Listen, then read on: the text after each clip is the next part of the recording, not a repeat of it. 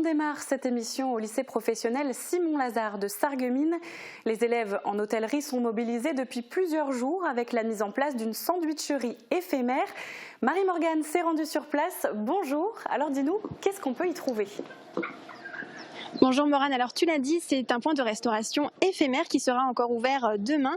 Avec les établissements qui sont toujours fermés au public, ça permet à ces élèves de seconde de s'exercer et voilà, de préparer un petit peu des petits repas. Leur professeur leur propose plusieurs activités différentes liées à la gastronomie.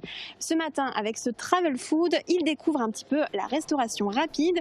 Ils sont une vingtaine à être mobilisés, une partie en cuisine pour la préparation des aliments et une autre partie au service. Et voilà, ils sont tous très motivés. Et concrètement, qui peut profiter de cette sandwicherie ?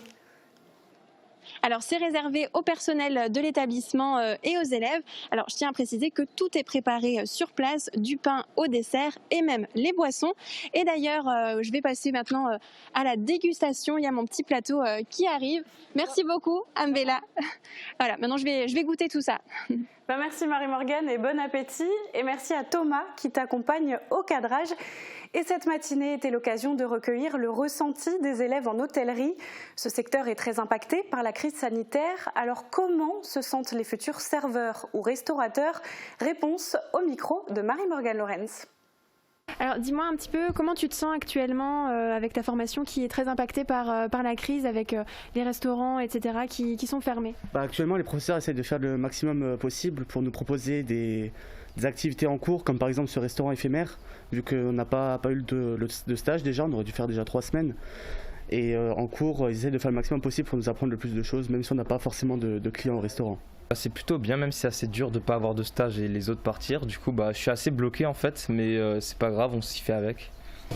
Alors c'est sûr qu'on a quand même été vachement impacté, on n'a même pas pu faire le premier stage, on ne sait même pas si on va faire le deuxième.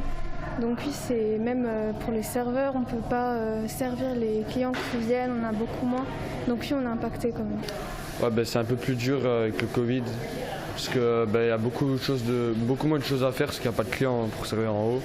Du coup, on a moins de trucs à faire et du coup, on apprend moins. On peut moins tester le métier pour s'évaluer dedans, mais en vrai, ça va, parce que j'ai déjà fait des stages, beaucoup de stages.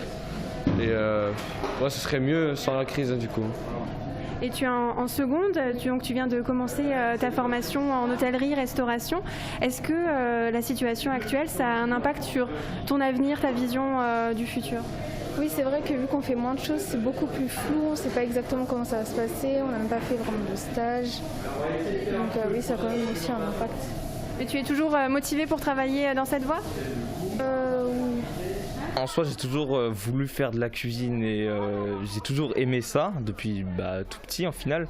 Mais pas travailler en restaurant et dehors, c'est vrai que c'est un peu contraignant, mais je m'y fais, c'est pas grave au final.